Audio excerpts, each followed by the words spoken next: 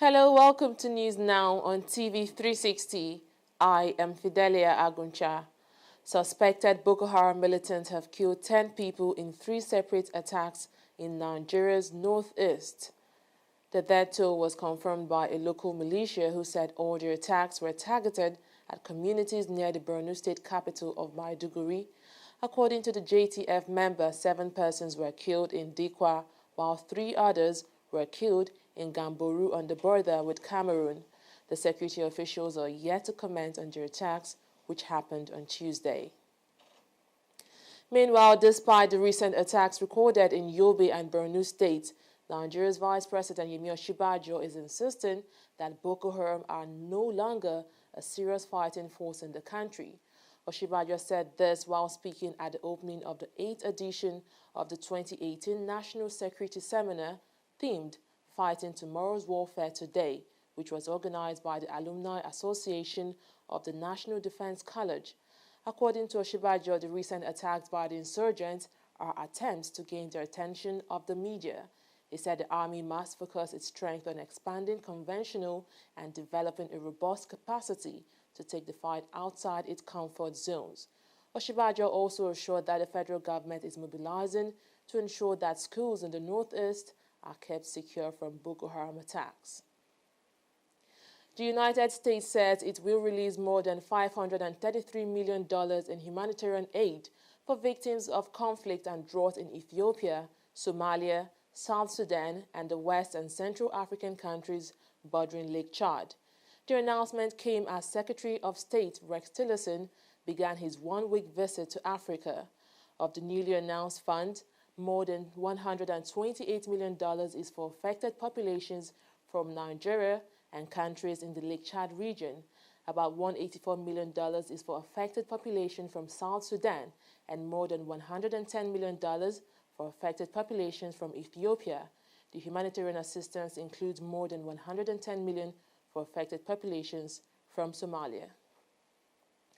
Suspected sea pirates have killed 2 persons and injured 3 others in Ayama Community, Ogbia local government area of Bayelsa State. The pirates, according to a witness, invaded the community on Monday at about 9 p.m. and shot at a crowded community. Confirming the development, the spokesperson of the police command in the state, Asinim Butwat, said in Minogwa that investigation had begun and the culprits would be brought to book. For the second time in 2018, the Benue State government will be conducting a mass burial for indigents of the state. This time, the state will be burying 24 persons who were killed by suspected herdsmen in Okboku local government area of the state on Monday. Benue State Governor Samuel Ortom, who paid a visit to the area on Tuesday, commiserated with the families of the deceased and fixed March 16 for their burial. The police, meanwhile, have arrested 4 persons in connection with the attack.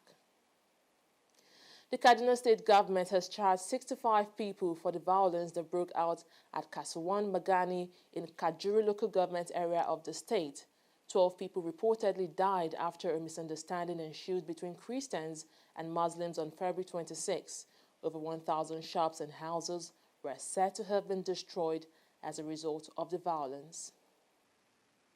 It's now 2 months since the January deadline set by the President for the passage of the 2018 budget passed, and there has been progress. The Senate and the Executive have both traded blames on who is responsible for the delay. The Senate blames the government's ministries, departments, and agencies for the delay, but the Executive has insisted that it is not true. The Budget Office on Sunday cleared the MDAs of all Senate accusations and blamed the National Assembly for the delay. Vice President Yemi Osinbajo has also been reacting to the delay. In a chat with TV360, the Vice President said the Executive has done its part properly and blames the delay on the lawmakers. I believe that the Executive had done its part by ensuring that the budget proposals were presented to Senate, to the National Assembly, as we planned in October of 2017. But what you find, of course, as you probably know, is that the Senate and the National Assembly tend to spend a bit of time on scrutinizing the budget and all of that. Unfortunately, that seems to be dragging, seems to be taking a while. The best you can do, I mean, don't forget that this is almost entirely in the hands of the National Assembly now. The best we can do is to exhort and to meet whenever we're invited, whenever members of the executive are invited to, speak to the budget, make presentations and all of that. And also to engage with senior members of the National Assembly to try and see how we can resolve whatever log jams or whatever difficulties there are. So there is, a fair amount of effort going in that direction. But I suppose that one of the critical things is that we made the effort, and especially the executive, we made the effort of ensuring that we delivered the budget, the proposals in good time. But we haven't, I suppose, it's been a bit more difficult for the National Assembly to deliver on its own part of the deal. The Vice President also spoke on the rise in Nigeria's GDP figures. Some analysts have cited the low contribution of non-oil sector as flaw in the growth of the economy. However, Shibajo has said the non-oil sector is also contributing massively to the economy. Well, I think we're already beginning to see it. And as you can imagine, I mean, the easiest source of revenue today is oil. But oil is not a major contributor to GDP. But oil drives the non-oil sector also because it's a major source of revenue. But what you're seeing also from the GDP is that you're seeing a greater contribution of agriculture. Much greater contribution. In fact, it is 0.82%. You see that agriculture is making a much more significant contribution. Mining is also making a much more significant contribution. Now, in relative terms, you will find that will grow as we push along with our policies on agriculture, our policies on mining and manufacturing and all that. And many of what we're trying to do is exactly to present that diversification. Look at agriculture. The agro-allied industry is something that's important to us. That's why we're encouraging the agro-allied industry as much as we can. We already are doing in rice, for example. We're already doing, in terms of just production of paddy rice, we're doing way in excess of what is required. What we now need is milling. So the value chain needs to be satisfied. And a lot of private sector support is coming into milling.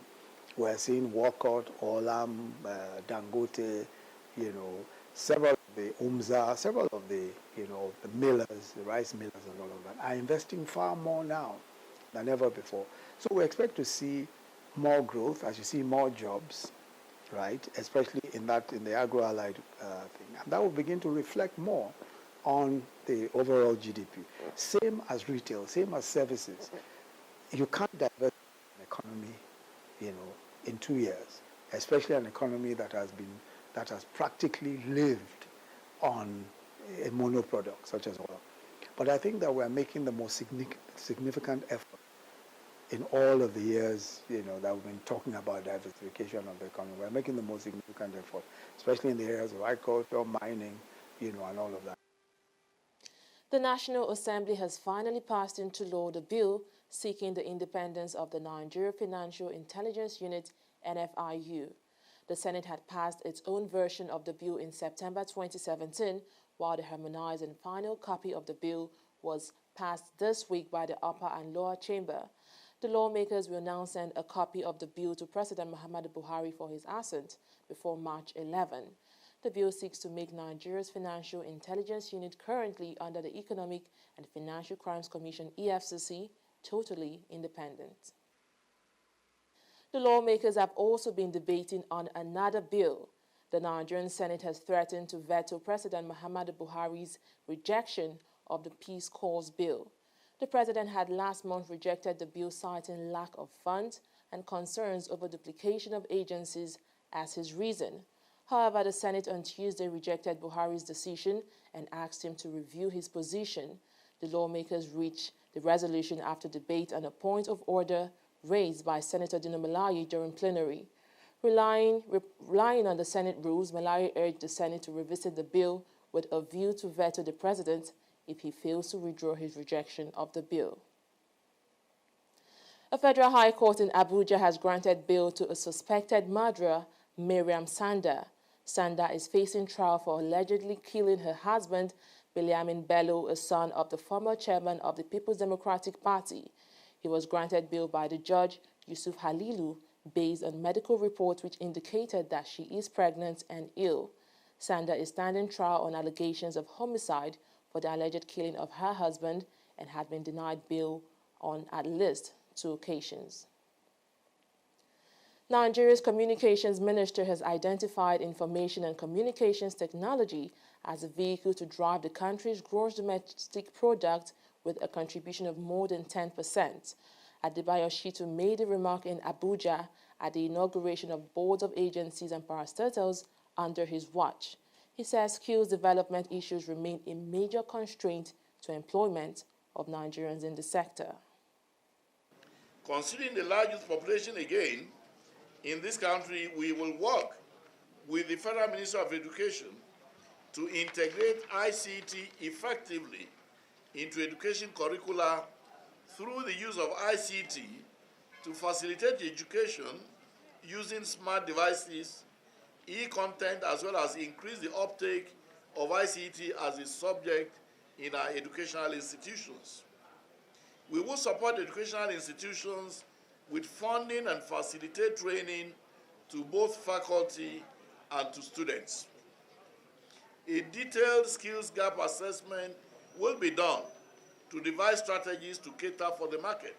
2 key impact areas of our vision are improving the revenue profile of government and generating massive employment through the communication sector. We believe that we can considerably increase government receipts through and within the sector. I am confident, like every member of the boards that you have now inaugurated, that we will do the best. The primary concern here is our nation, Nigeria. Everything we will do as part of our contribution to bring our nation to where it should be in the Committee of Nations. You can be rest assured that you have chosen the right team, and we are going to do just that.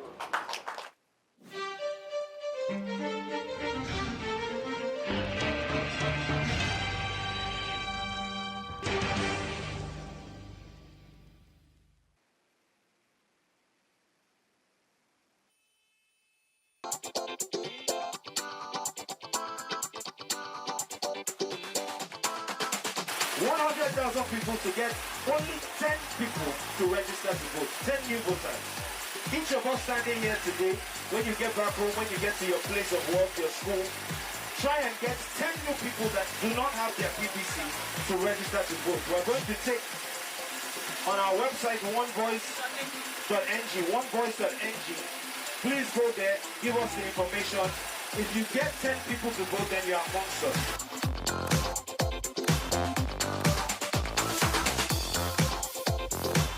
So at least start with your voter's card and begin to use that to bargain about the type of person you want to see on February 16, 2019 and March 2nd on the ballot paper. So we want to focus on people who haven't voted before. It's 100,000 people who are looking to pledge that because that gives us a minimum of 1 million new voters. Instead of to say, my vote no go count now, try vote first, maybe you see whether it will count, you know. Corruption not in my country. Hello? Yeah, I found your wallet in front of a supermarket. Meet me at Apple Junction. Yes, I'll be waiting for you. Now we find out.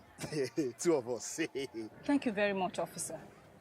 You know, it's surprising that men like you still exist in the police force. Yes, so... Oh, yes. This is just a token of my appreciation. Oh, no, you don't need to do this. We are only doing our job. Thank you very much. God bless you. Now I know police is really my friend. Yes. Friend. Hey.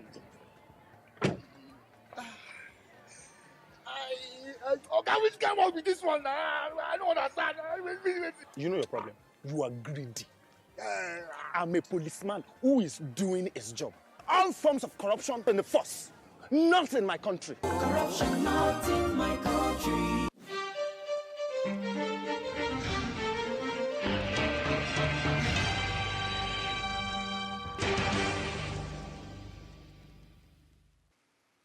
Glad to have you back. The Nigerian government has announced it will begin prosecution of tax offenders from April 1st, 2018. The Minister of Finance, Kemi Adeosun, who disclosed this, also revealed that the government will set up special tax court to prosecute those who fail to regularize their tax status under the Voluntary Assets and Income Declaration Scheme. VADEs offer a grace period from July 1st, 2017 to March 31st, 2018 for tax defaulters to voluntarily pay back to the government what they owe. In exchange for full and honest declaration, the government promises to waive penalties that should have been levied and the interest that should have been paid on overdue taxes.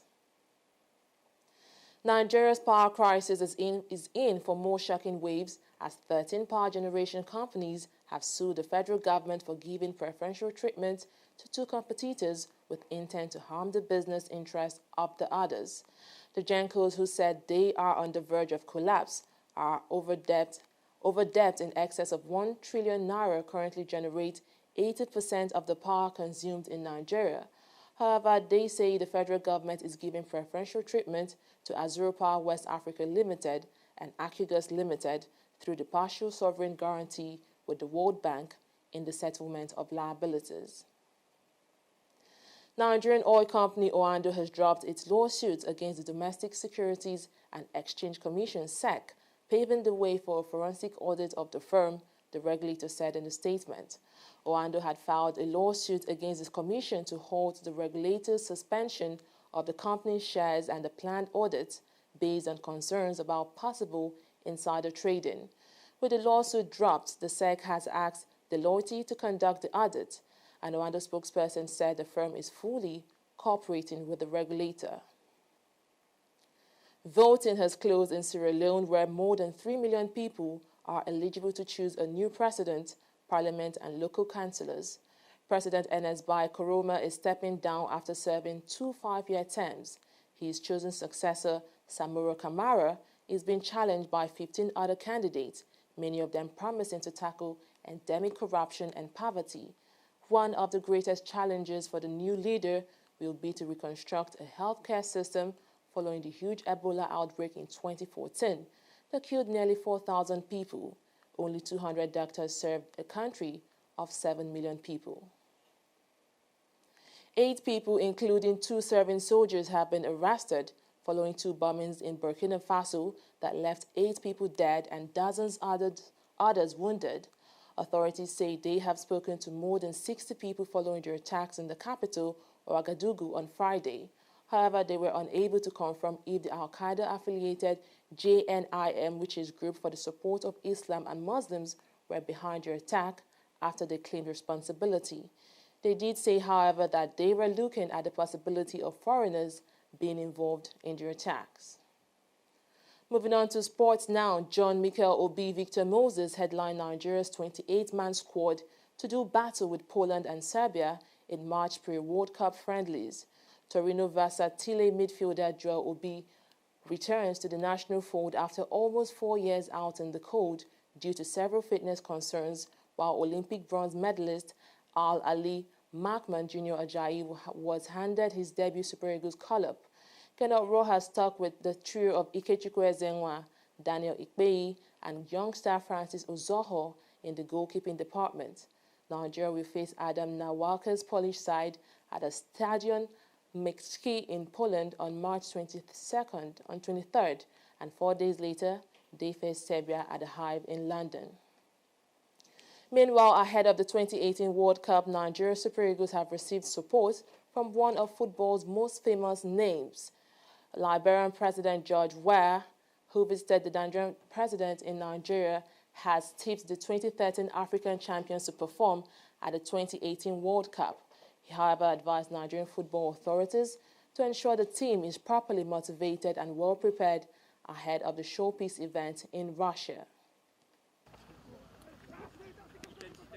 It is now less than 3 months to the start of 2018 World Cup in Russia.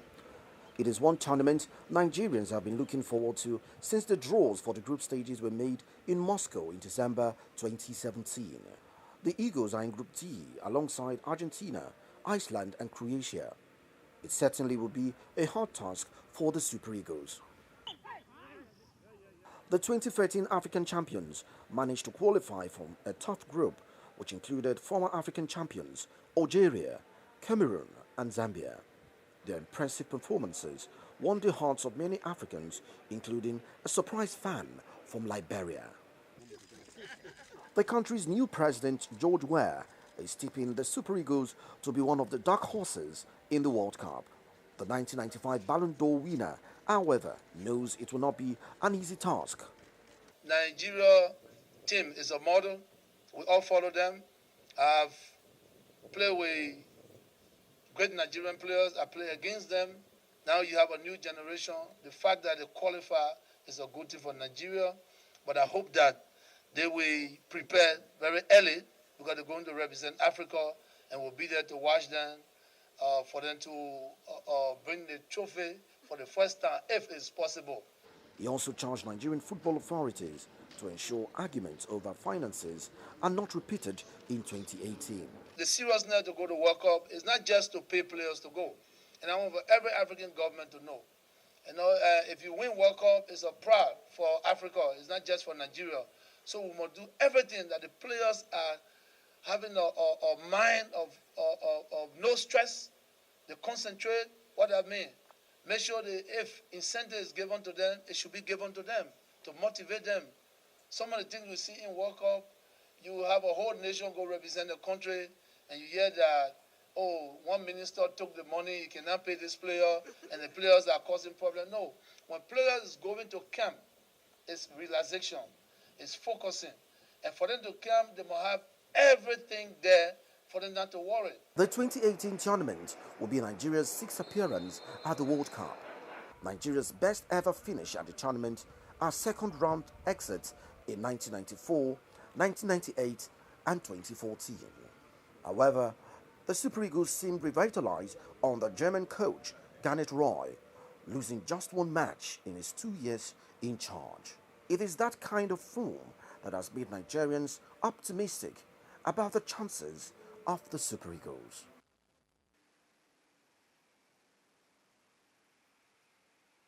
The FIFA World Cup trophy has arrived in Nigeria. The World Cup arrived in Abuja on Wednesday as part of its tour of nations that will be represented in Russia ahead of the World Cup. The cup, which arrived aboard a Coca-Cola branded plane, was received at the Nnamdi Azikiwe International Airport by the Minister of Sports Solomon Dalong, the Nigerian Football Federation President Amaju Pinnick, and top officials of both Sports Ministry and the NFF. The cup was later unveiled to media and sports personalities at Transcorp Hilton in Abuja. FIFA representatives who accompanied the cup described Nigeria as a football nation that is globally recognized. The reason the cup will be taken to 2 cities in Nigeria, which are Abuja and Lagos. Well, that's it on News Now. Thanks for watching. I am Fidelia Aguncha.